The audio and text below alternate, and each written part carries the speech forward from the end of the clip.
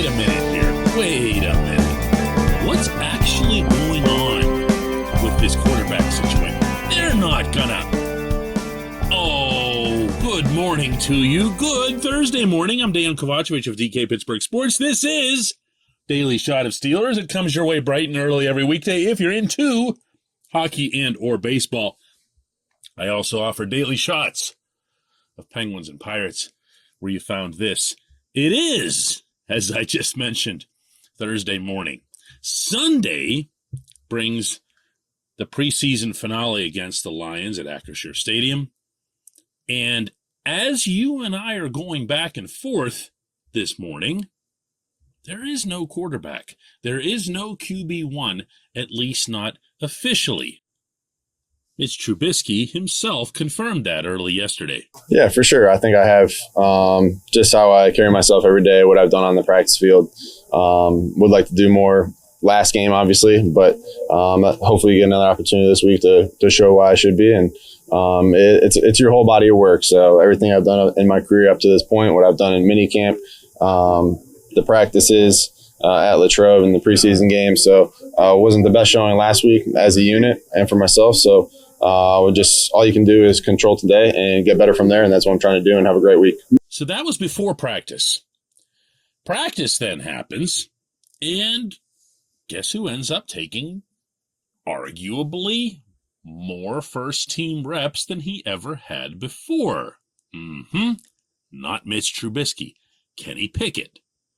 And this is what Kenny had to say afterward about where he feels he's at in the same situation. Whatever reps I do get, I'm excited to go out there and have the last preseason game and just kind of build off of all the progress that I've made throughout camp. Thought it was a really successful camp, just growing and getting used to the offense, getting the hang of the NFL speed. So I'm excited to go out there one more time. Now, look, nothing I say to those people who have planted a flag on one side or the other is going to make much of a difference. If anything, whatever it is that I say is going to end up being taken badly by the side that thinks I'm against them. But I feel compelled to start with this. Trubisky has, from the day he arrived in Pittsburgh, spoken as if he's QB1. And he has done so openly and to an extent vocally, almost as if he's been trying to convince himself of that. Okay, set aside reality here. I'm literally just talking about perception, okay? Ride with me. Whereas Kenny has come in and been Mr. Humble Rookie and everything else. Not that it's an act. He doesn't really have a BS side to him, you can tell. But when he was just kind of taking reps, with him and Chris Oladokun off to the side while Trubisky and Mason Rudolph were hanging out with the big boys, and then he got his own little turn in the interviews and spoke very humbly about, hey, what did you think that I thought I was just going to walk in here and be the man? There's no way that was going to happen. This is the NFL. But then he just keeps performing, and he keeps doing things that catch the coach's attention in a way that they really can't not pay attention. And maybe, just maybe, this script that the head coach of this football team has always left open-ended is still open-ended. What can you expect at Point Park University in downtown Pittsburgh? Respect, rigor, relevance. That's the Point Park Pledge. You'll be treated with respect while being challenged and supported academically to graduate with career-ready, relevant skills. Visit pointpark.edu to learn more. No, I'm not about to make some kind of grand prediction or anything like that, nor am I about to affix the entirety of this quarterback competition onto one preseason game against the Lions. If there's one thing where Trubisky and Pickett, in speaking yesterday, spoke very much from the same page, it's that. It's not going to be about one game. But guess what? It's the last game, and it's the last game in a sequence that's seen Pickett just gradually climb, and get to the point where the coaches look like they might be able to trust him. And that's when the dialogue takes a different turn, in my estimation. Look, I'm not flipping my own script here. My belief, and I'm going to underline this and boldface it for you, is that when the Steelers come out of the tunnel in Cincinnati, it's going to be Trubisky leading the way.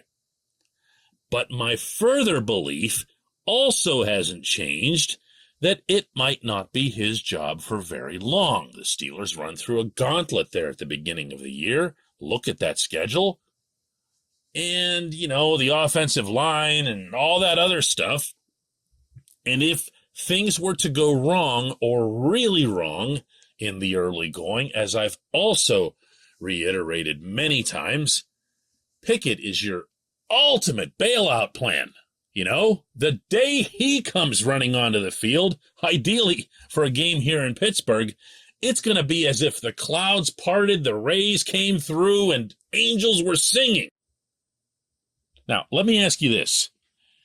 If you were Tomlin or Matt Canada or anyone who's involved in the offensive decision-making, I really should include Mike Sullivan in that as well, and you were to say, what is the one thing that we're most worried about in putting Pickett onto the field?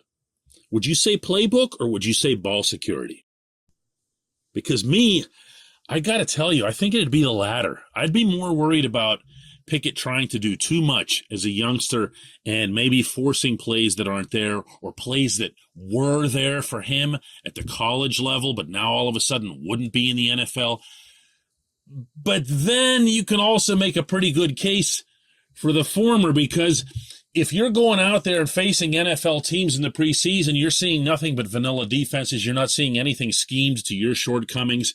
You're not seeing disguised blitzes and so forth, at least not on any significant scale. And then all of a sudden you're going out there against the Bengals, who have a pretty decent defense. And after that, the Patriots, who have a pretty decent head coach. My leaning here remains that you open up with Trubisky.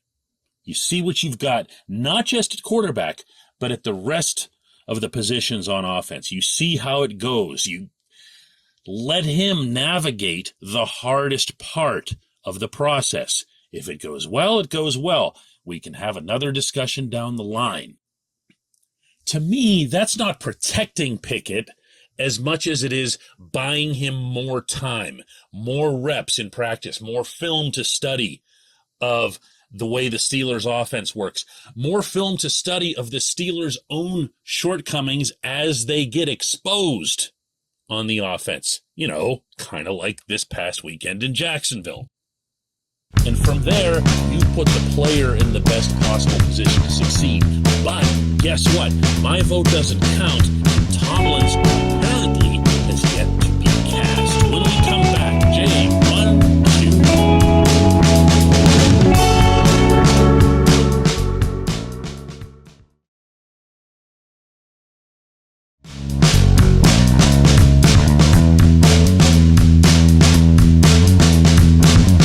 This portion of Daily Shot of Steelers is brought to you by our friends at Mike's Beer Bar. They're located directly across Federal Street from PNC Park.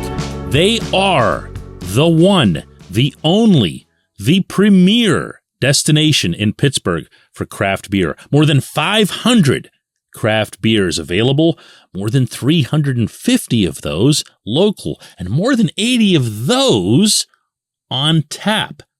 Mike's can't be topped, not for beer, not for the awesome kitchen and menu that's available, and not for all the special events that are going on there. Check them out online at mikesbeerbar.com. Mike's Beer Bar, right across Federal Street from PNC Park. And today's J1Q comes from Ben, who asks, so DK, just because this is something that's been bothering me for a while, why do you keep bringing up Mitch Trubisky as a number 2 overall pick all the time? I very much remember how the Bears were mocked for taking him that early.